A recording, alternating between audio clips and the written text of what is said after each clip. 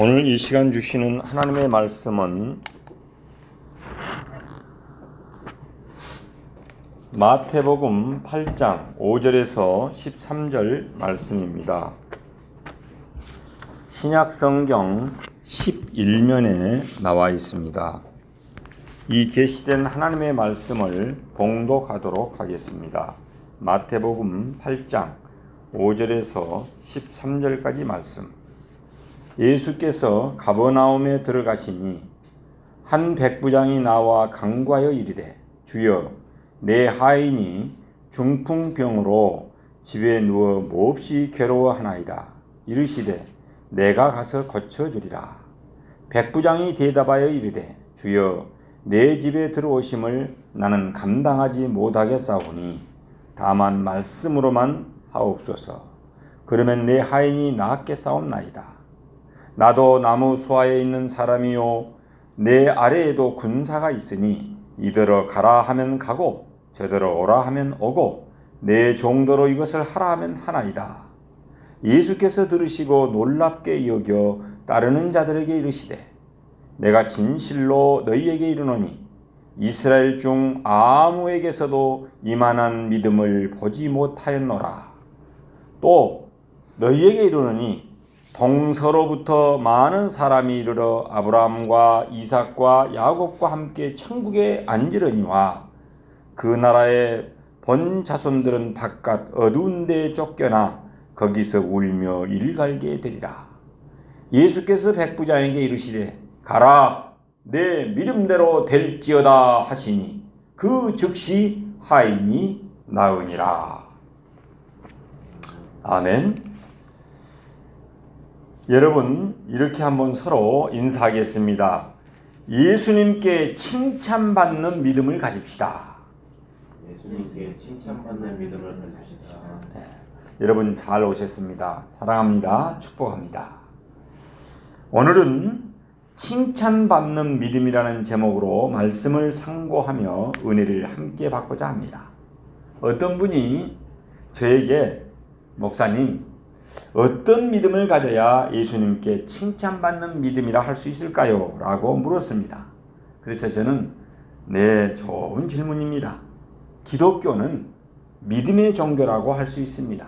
그래서 믿음으로 구원받고 믿음으로 질병이 치유되고 믿음으로 의에 이른다는 이신칭의, 이신득의의 교리가 기독교의 교리랍니다.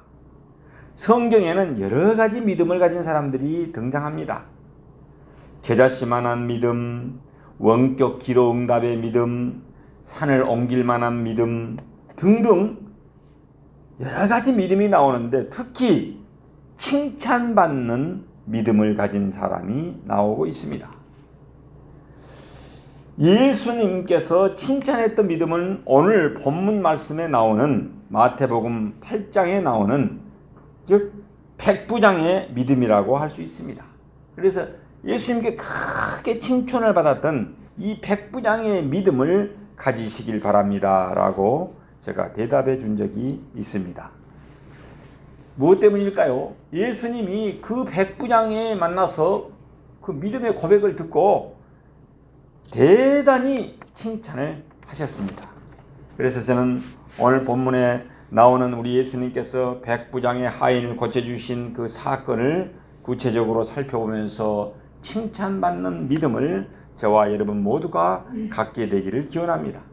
여러분 오늘 본문 앞에는 예수님께서 문둥병자 즉 이 한세스병이다 그러죠. 문둥병자를 고쳐주는 사건이 나오고 또 그 뒤에 오늘 본문 뒤에는 베드로 장모님의 열병을 고쳐주신 그런 사건이 나옵니다. 또 귀신 들린 자를 쫓아내시고 수많은 병자들을 고쳐주셨다고 기록되어 있습니다. 예수님께서 어떤 병자를 고쳐주시는 것은 늘 일상적인 그런 일이었습니다. 물론 그것은 고침을 받은 사람에게는 기적 같은 일이었지만은 예수님께서는 그다지 큰 일이 아니었습니다. 백부장의 하인도 그렇게 수많은 병자들 중에 한 명이었습니다. 또 예수님께서는 수많은 사람들을 그냥 덮어놓고 고쳐주신 것도 아닙니다. 사람 편에서 보면은 무엇이 필요했다? 믿음이 필요했습니다. 본문은 그것을 분명하게 보여줍니다. 우리 예수님께서 능력을 행하시거나 병을 고치실 때는 사람의 반응이 중요한 요소로 작용했다는 말씀입니다. 그것이 결정적인 것처럼 보이기조차 하는 그런 구절도 나오고 있습니다. 예를 들어서 우리 예수님께서는 고향 나사렛에서는 많은 능력을 행하지 않으셨습니다. 그곳 사람들의 불신앙 때문에 그랬습니다. 따라서 불신앙은 예수님의 능력 행사를 가로막는 결정적인 요인임을 알 수 있습니다. 믿지 않으면은 어때요? 능력이 나타나지 않는 것을 볼 수 있습니다. 즉 믿지 않으면서 예수님의 능력을 기대해서는 안 된다는 말씀인 것입니다. 예수님은 고향 사람들의 불신앙에 대해서 오히려 이상히 여겼음을 마태복음 6장 6절에서 우리는 알 수 있습니다. 또 나사렛 사람들은 예수님의 능력을 기대할 만한 충분한 정보를 가지고 있음에도 불구하고 믿지 않았고 아마 그것이 예수님을 놀라게 한 이유였던 것 같습니다. 오늘 본문에서는 예수님을 또 놀라게 하시는 사건이 등장합니다. 이번에는 불신앙 때문에 놀란 것이 아니라 신앙 때문에 깜짝 우리 예수님께서 놀라셨습니다. 고향 사람들의 불신앙에 안타까워하시고 하셨던 우리 예수님께서 이번에는 백부장의 신앙에 놀라셨는데 같은 단어를 사용하고 있음을 알 수 있습니다. 오늘 본문 10절 말씀을 다 함께 한번 봉독하도록 하겠습니다. 10절 시작. 예수께서 부르시고 놀랍게 여겨 따르는 남자들에게 이르시되 내가 진실로 너희에게 이르노니 이스라엘 중 아무에게서도 이만한 믿음을 보지 못하였노라. 여기에 보면은 깜짝 놀랍게 여기셨다. 놀랍게 여기셨다는 그런 단어가 나옵니다. 그리고 주위 사람들에게 백부장의 믿음에 대해서 언급하십니다. 말하자면은 백부장의 믿음을 만인 앞에서 우리 예수님이 공인하셨습니다. 즉 같은 사건을 기록한 누가복음에 의하면은 백부장은 유대인들의 장로를 통해서 그 하인의 병을 고쳐달라고 했습니다. 자기가 직접 말씀을 드리지 않는 걸로 보아서 그는 유대인이 아니었던 것을 알 수 있습니다. 백부장은 아마 로마인이거나 로마화된 이방인이었을 것입니다. 그런 그가 유대인 장로들의 인정을 받았던 것입니다. 유대인의 장로들은 그 백부장의 하인을 고쳐주는 것이 이 사람에게는 합당하다고 말씀을 드렸습니다. 즉 유대인을 압제하고 로마에 충성해야 하는 군인 신분으로서 그 정도의 인정을 만약에 받았다면 그는 훌륭한 인격과 성품을 가진 그런 사람이라고 우리는 짐작할 수 있습니다.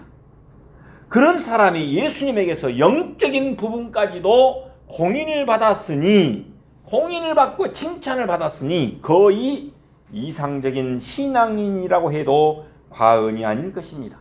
특히 예수님이 칭찬하신 내용이 우리의 주목을 끕니다. 10절 말씀을 봉독하도록 하겠습니다. 10절 시작. 예수께서 들으시고 놀랍게 여겨 따르는 자들에게 이르시되 내가 진실로 너희에게 이르노니 이스라엘 중 아무에게서도 이만한 믿음을 보지 못하였노라.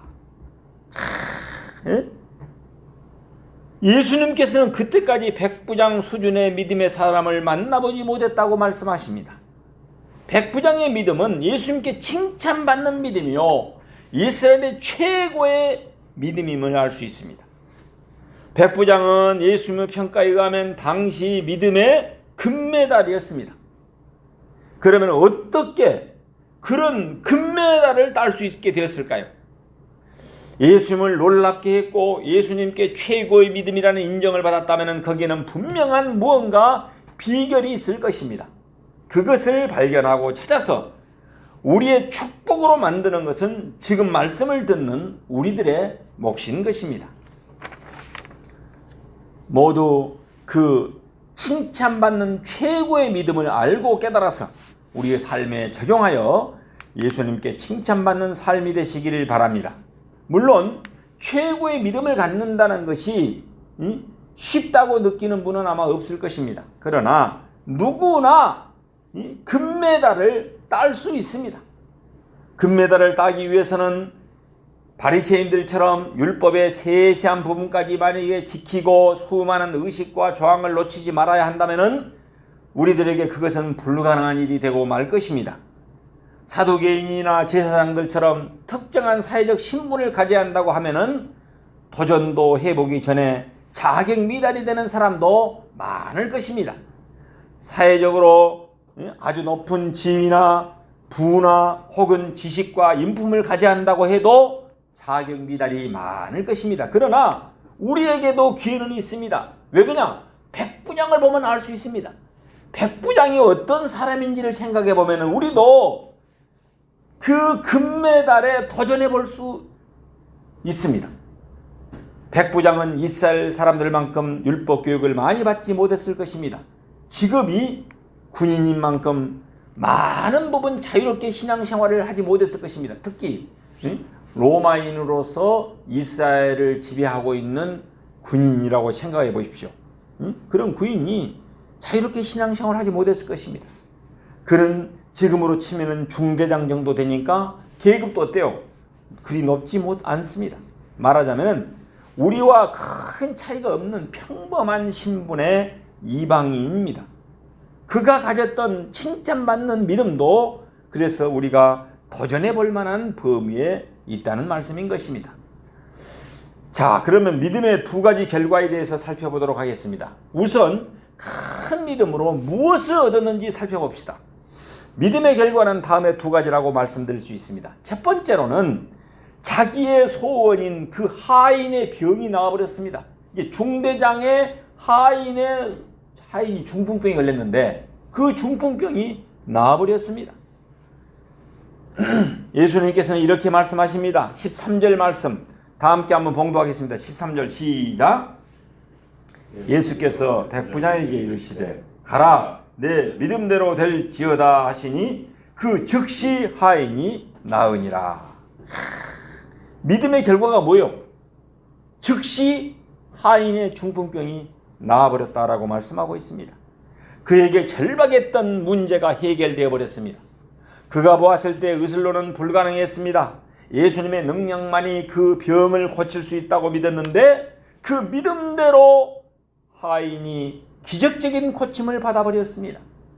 그는 단 한 분밖에 없는 단 한 분밖에는 이 문제를 해결할 수 없다고 믿었는데 그 믿음대로 결과가 나타났다는 말씀인 것입니다.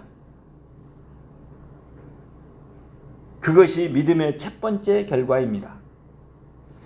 오늘 지금 예배에 참여하고 있는 우리 막내 아들 우리 현인 군이 어느새 중학교 3학년이 지금 되어버렸습니다만 어렸을 때 오른쪽 그 고환이 이렇게 커가지고 빠져나왔어요. 그랬을 때 얼마나 부모로서 걱정이 되겠어요. 그러나 제가 이 백부장의 믿음을 생각하면서 우리 현인을 누우라 했습니다. 어렸을 때 누우라 해가지고 그 고환에다가 손을 얹고 나사렛 예수 그리스도 이름으로 간절히 제가 기도했어요. 고환이 안으로 들어가고 다시는 빠져나오지 말지어다. 예수님 좀 치료해 주십시오라고 간절히 기도했더니 어떻게 되었냐. 지금 나와가지고 건강한 몸으로 예배에 참여하고 있습니다. 잘못 오면은 병원에 가서 수술해야 한다고 이야기 보이죠. 병원에 만약 바로 갔더라면은. 그러면은 얼마나 수술 고생이 많겠어요. 응? 수술해가지고 물론 그걸 꼬맬 수도 있겠지만은 하나님의 역사로 수술하지 않고 기적적으로 병이 치료되는 경험을 하게 되었습니다. 여러분 우리에게도 마찬가지입니다. 만약 우리가 해결할 수 없는 문제가 있고 그 문제를 예수님께서 해결할 수 있다고 믿는다면은 우리의 믿음대로 그 결과를 기대할 수 있습니다. 그 기대대로 문제가 해결됩니다. 우리의 인생에는 수많은 문제들이 그렇게 해결될 수 있습니다. 개인, 가정, 사회, 교회, 시대마다 복잡하고 다양한 문제들이 있습니다. 그런 문제들이 믿음으로 해결될 수 있습니다. 믿음은 일상적인 능력으로는 해결이 되지 않는 문제들을 예수님의 그 비상한 능력으로 해결하게 만드는 통로가 바로 무엇이냐? 바로 믿음인 것입니다. 우리가 예수를 믿으면 그런 결과를 경험하면서 인생을 살아갈 수가 있습니다. 즉 믿음은 우리의 평생 동안 하나님의 능력을 체험하게 만드는 축복의 통로인 것입니다. 믿음은 실로 인생의 값진 동반자인 것입니다. 믿음에는 두 번째 결과가 있습니다. 그것은 일시적인 것이 아닙니다. 즉 영구적이란 말입니다. 그것은 첫째 결과보다도 더 중요합니다. 우리는 이 두 번째 결과에 대해서 오히려 더 큰 기대를 가져야만 합니다. 베드로전서 1장 9절 말씀에 보면은 그것을 뭐라고 하냐? 믿음의 결국은 영원 구원이라고 말합니다. 따라합시다. 믿음의 결국은 영원 구원이라. 영원 구원이다. 여러분, 믿음의 결국은 영원히 구원받는다는 것입니다. 우리가 이 세상 살면서 믿음으로 병이 치료받는 것도 물론 중요하지만은 영원히 만약에 구원받지 못하고 지옥을 가게 된다면 얼마나 슬픈 일이겠습니까? 예? 오늘 본문 11절에서 그것이 바로 천국이라고 우리 예수님께서는 말씀하고 있습니다. 11절 말씀을 다 함께 한번 봉독하도록 하겠습니다. 11절 시작. 또 너희에게 이르노니 동서로부터 많은 사람이 이르러 아브라함과 이삭과 야곱과 함께 천국에 앉으려니와. 여러분, 여기서 앉는다는 것은 잔치자리에 앉아서 음식을 먹는 것을 말하고 있습니다. 천국에 앉는다는 것은 영원한 천국의 복락을 누린다는 뜻인 것입니다. 그 믿음이 그것을 가능하게 만든다는 것입니다. 믿음이 없으면 아무리 뛰어난 신분과 혈통을 가진 사람도 그 축복을 놓치게 됩니다. 유대인이라고 해서 또 교회에 이름을 등록했다고 해서 천국의 축복을 자동적으로 누리는 것은 아니다는 말씀인 것입니다. 왜 그냥 12절 말씀을 한번 보십시오. 예수님이 말씀하신 12절 말씀 함께 봉독하도록 하겠습니다. 시작. 그 나라의 본 자손들은 바깥 어두운 데 쫓겨나 거기서 울며 이를 갈게 되리라. 여러분, 믿음이 없으면 영원한 천국의 복락을 놓치게 되고 그 대신 불신앙의 결과를 겪어야만 한다는 것입니다. 그래서 요한계시록은 둘째 사망 곧 불못이라고 말하고 있습니다. 요한계시록 20장 14절에 그렇게 말하고 있습니다. 혹은 불과 유황으로 타는 못이라고 말합니다. 계시록 21장 8절에 그 내용이 나와 있습니다. 그곳에 던져지면은 세세토록 밤낮 괴로움을 받게 됩니다. 계시록 20장 10절에 그 내용이 나와 있습니다. 본문에서는 그것을 바깥 어두운 데서 쫓겨나 거기서 울며 이를 갈게 된다라고 우리 예수님은 말씀해 주고 있습니다. 그래서 믿음은 인간의 영원한 운명을 결정짓는 사활적인 요소인 것입니다. 믿음은 어떤다고요? 인간의 영원한 운명을 결정짓는 죽느냐 사느냐 사활적인 요소라는 말씀인 것입니다. 믿음의 두 결과는 서로 연결되어 있습니다. 현재와 영원은 서로 관계를 갖는다는 이야기인 것입니다. 세상에서 믿음의 결과를 누리다가 죽어서는 불신앙의 결과를 겪는다든지 세상에서는 불신앙의 결과를 누리다가 죽어서는 믿음의 결과를 누리는 그런 법이 없다는 말씀인 것입니다. 하나님께서 사랑하는 여러분, 현세에 대해서 믿음의 기대가 전혀 없고 오직 천국만을 기대하는 것은 무엇이냐? 염세주의라고 말할 수 있어요. 현실은 별로 기대가 없이 그냥 살면서 오직 천국만만 바라보고 있는 것은 염세주의. 그 다음에 세상 것만을 기대하고 천국은 잊고 산다면 그것을 뭐라 그냥 세속주의라. 니나노 노세 젊어서 노세. 세상에만 기대하고 천국을 잊어버리고 산다면 세속주의적인 삶인 것입니다. 건강한 그리스도인들은 어때야 됩니까? 이 두 가지의 균형을 잘 이루어야만 하는 것입니다. 이 세상에서도 믿음의 결과를 누리고 동시에 믿음의 영원한 결과를 기대하는 것, 그것이 곧 건강한 믿음인 것입니다. 예수님께서는 백부장에게서 그것을 보았습니다. 그래서 예수님은 이 사건의 결론을 천국과 연결지어서 설명하고 있습니다. 그리고 누가 천국을 차지하느냐에 대해서 말씀하였습니다. 이방인이라도 백부장 같은 믿음을 가진 사람은 천국을 얻게 되지만은 성민이라고 자부하는 유대인일지라도 믿음이 없으면은 천국을 얻지 못하고 멸망의 나락으로 떨어지게 된다는 것입니다. 그렇게 멸망하는 사람들을 오늘 본문 12절 말씀에서는 뭐라고 표현하냐? 나라의 본 자손이라고 말합니다. 나라의 본 자손. 그들은 아브라함과 이삭과 야곱의 육신적인 후손들입니다. 그들은 유대인들입니다. 그들은 백부장보다 훨씬 더 좋은 영적인 환경에서 자랐습니다. 그들은 율법을 귀에 못이 박히도록 들었습니다. 그리고 배웠습니다. 그리고 암송했습니다. 그들에게 있어서 믿음 생활은 일상생활과 동일한 것이었습니다. 믿음은 너무나도 자연스러운 것이었습니다. 그런데 바로 그것이 그들의 함정이었습니다. 너무나도 많은 축복을 누린 부잣집 아들이 자기가 누린 것을 축복으로 느끼지 못하듯이 유대인들이 수많은 축복을 축복으로 생각하지 않았습니다. 하나님의 살아계심을 가까이서 경험하다 보니까 그것이 너무나도 자연스러워서 하나님을 하나님으로 대하지 아니하고 불신앙과 우상 숭배의 함정에 빠져버리고 말았습니다. 그들은 믿음을 저버렸습니다. 그들은 하나님께서 보내신 하나님의 아들 예수 그리스도를 영접하지 않았습니다. 그들은 율법에 수백 년이 넘도록 약속하신 메시아가 오리라 메시아가 오리라라고 했는데 그 메시아가 오셨던 메시아를 거절해버렸습니다. 그들은 하나님의 사랑을 거절해버렸습니다. 그들은 그들에게 주어진 모든 영적인 특권들을 오용해버렸습니다. 그들은 천국에 가장 가깝게 태어났지만은 죽을 때에는 천국에서 가장 멀리 떨어지고 말았습니다. 그들은 영원한 운명을 바깥 어두운 데서 슬피 울며 이를 갈며 보내야만 했습니다. 그들은 우리에게 경고가 됩니다. 여러분, 우리 가다가 앞에 차가 전복이 되면 어때요? 뒤에 오는 차가 그걸 경계로 삼듯이 정거지복 후계지기가 되는 것입니다.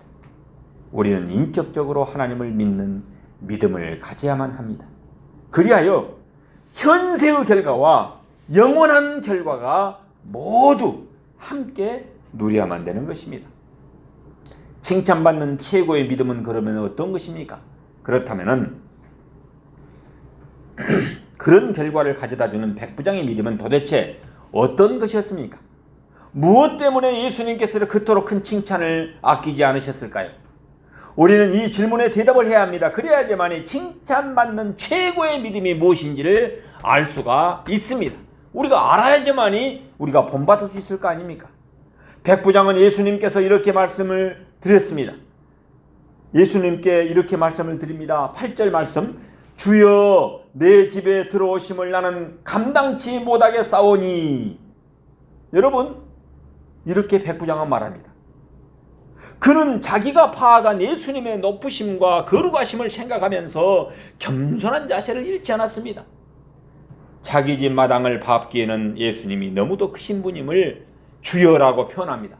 주여라고 말로 고백합니다. 자기 집에 모실 수 없다고 그는 말씀을 드렸습니다.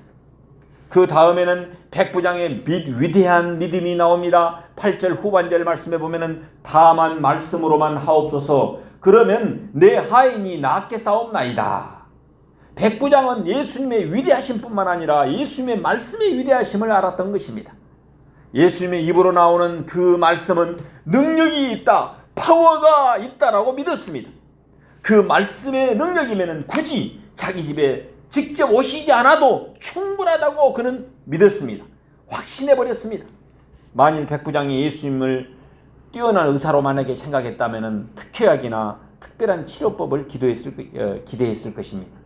만일 예수님을 뛰어난 종교 지도자라고 생각했다면 안수기도라든지 안수랄지 이렇게 기도해 준 것을 기대했을 것입니다. 그러나 그가 본 예수님은 그 이상이었던 것입니다. 예수님의 권위와 능력은 너무나도 엄청이 나서 그분의 말씀 한마디면은 빛이 있으라 하면 빛이 있었던 그 능력 있는 그 말씀, 권세 있는 말씀 한마디면 기적이 가능하다는 사실을 백부장은 믿었던 것입니다. 예수님의 권위와 능력은 말씀의 권위와 능력으로 나타날 수 있다고 그는 확신했습니다. 그것이 예수님께 칭찬받는 최고의 믿음입니다. 여러분, 최고의 믿음은 예수님이 가장 높으신 분임을 믿는 믿음입니다. 그것은 예수님의 권위가 최고라는 사실을 믿는 믿음입니다. 그것은 예수님의 말씀이 예수님과 같은 존중을 받아야 한다는 사실을 믿는 그런 믿음인 것입니다. 그것은 예수님의 말씀 한마디면 모든 문제가 해결될 수 있다고 믿는 그런 믿음입니다. 백부장은 바로 그런 믿음을 가지고 있었던 것입니다. 그는 그런 원리를 정확하게 파악하고 있었습니다. 그래서 그는 예수님께 분에 넘치는 칭찬을 받았습니다. 이스라엘 중에 이만한 믿음을 가진 사람을 만나보지 못했다. 얼마나 큰 칭찬입니까? 하나님께서 사랑하는 여러분, 우리도 마찬가지입니다. 우리도 예수님의 권위를 알고 믿어야만 합니다. 동시에 예수님의 말씀의 권위를 알고 믿어야만 합니다. 그렇게 알고 믿고 행동하고 살아야만 합니다. 그러면 우리도 백부장처럼 최고의 믿음을 가졌다고 우리 주님께서 칭찬해 주실 것입니다. 여러분, 최고의 믿음은 그러면 어떻게 키우는 것일까요? 이 최고의 믿음을 어떻게 만들 수 있을까요? 믿음을 갖고는 있지만 그 정도는 되지 않는다면 어떻게 그런 믿음을 키울 수 있을까요? 오늘 본문 9절 말씀이 해답입니다. 9절 말씀을 다 함께 한번 읽겠습니다. 9절 시작. 나도 남의 수하에 있는 사람이요 내 아래에도 박자가 있으니 이더러 가라 하면 가고 이더러 오라 하면 오고 내 정도로 이것을 하라 하면 하나이다. 여러분, 이 9절에는 우리말에는 나타나지 않았지만 원문에 보면 왜냐하면이라는 접속사가 있습니다. 백부장은 왜 예수님의 말씀 한마디면 충분하다고 믿는지 설명하고 있습니다. 그 설명에는 그가 어떻게 그런 원리를 발견했는지가 잘 나타나고 있습니다. 그는 그가 늘 겪는 일상생활을 통해서 그 원리를 깨달았습니다. 그는 나무 수하에 있는 사람이었습니다. 그의 최고의 상관은 누구냐? 로마의 황제였습니다. 그는 로마 황제의 명령에 절대 복종하는 사람이었습니다. 설령 그것이 그의 목숨을 요구하는 것이라 해도 절대 복종을 했습니다. 물론 그는 군인으로서 황제뿐만 아니라 자기의 상관들 모두에게 복종을 해야 합니다. 즉 윗사람의 명령은 절대적인 것이기 때문입니다. 그 생활에 있어서 그는 절대 복종의 자세는 사활적으로 중요합니다. 즉 모든 것의 근본이 되는 중요한 것입니다. 그것은 그가 윗사람과 가지는 관계뿐만 아니라 아랫사람과 갖는 관계에서도 마찬가지입니다. 자기가 황제나 상관의 명령에 목숨을 걸고 절대적으로 복종하듯이 자기 아랫사람에게도 같은 반응을 기대했던 것입니다. 그래서 모든 군인들은 그렇게 훈련을 받았습니다. 군인이면 누구나 알고 있는 상식이 뭐냐면은 가라면 가고 오라면 오고. 우리 지금 군대 갔다 이번에 휴가 온 우리 현이도 내가 아니 순이도 내가 순이나 이렇게 부르면 예, 네 그러면서 알았습니다. 그렇게 하겠습니다. 바로 이 몸에가 배 있어요. 복종 자세가. 예? 군인은 그렇습니다. 오라면 오고 가라면 가고. 백부장의 일상생활 속에서 늘 경험하는 말의 권위인 것입니다. 그렇다면 하나님의 아들인 예수님, 메시아이신 예수님의 명령은 얼마나 위대한 권위를 지니셨겠는가 하고 백부장은 생각했던 것입니다. 예수님의 권위 정도라면 굳이 자기 집에까지 오시지 않더라도 말씀 한마디면 질병이 떠날 것이라고 백부장은 믿을 수밖에 없었던 것입니다. 백부장은 자기 직업에서 예수님께서 기적을 베푸실 수 있는 방식을 발견했습니다. 그는 세상 사람들과 같은 신앙생활을 하면서 즉 땅 위에 살면서 땅의 일을 보고 하늘의 원리를 깨달았던 것입니다. 그는 로마 황제와 자기 상관들 그리고 자기 부하들과 종들 이런 관계를 통해서 예수님과 자기의 종 그리고 질병과의 관계를 이해할 수 있었던 것입니다. 다시 말해서 백부장은 일상생활을 통해서 무엇을 발견했다? 신앙의 원리를 발견했던 것입니다. 이것이 중요합니다. 예수님께 칭찬받는 최고의 믿음을 연마하기 위해서는 일상생활 속에 나타난 하나님의 능력과 권위를 발견하게 됩니다. 군인 생활을 유심히 보면은 거기에 최고의 믿음을 키울 수 있는 비결이 들어 있습니다.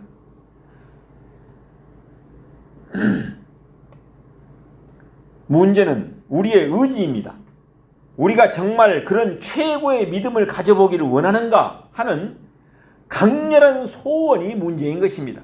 그런 소원을 가지고 기도하면서 우리 주위를 본다면 자연 속에서 또 직업 속에서 또 이 목공 속에서 또 일상생활 속에서도 그 비결을 찾게 될 것입니다.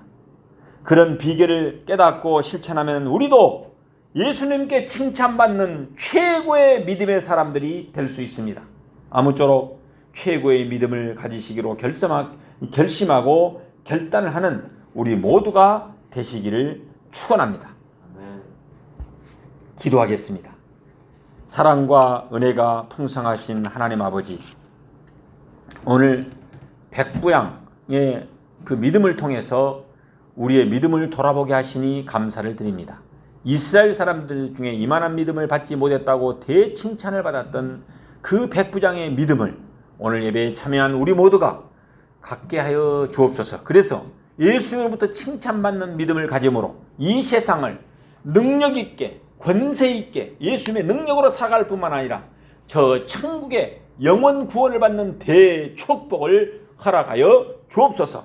모든 영광을 주님께 올려드리며 예수님 이름으로 축복하며 기도하옵나이다. 아멘.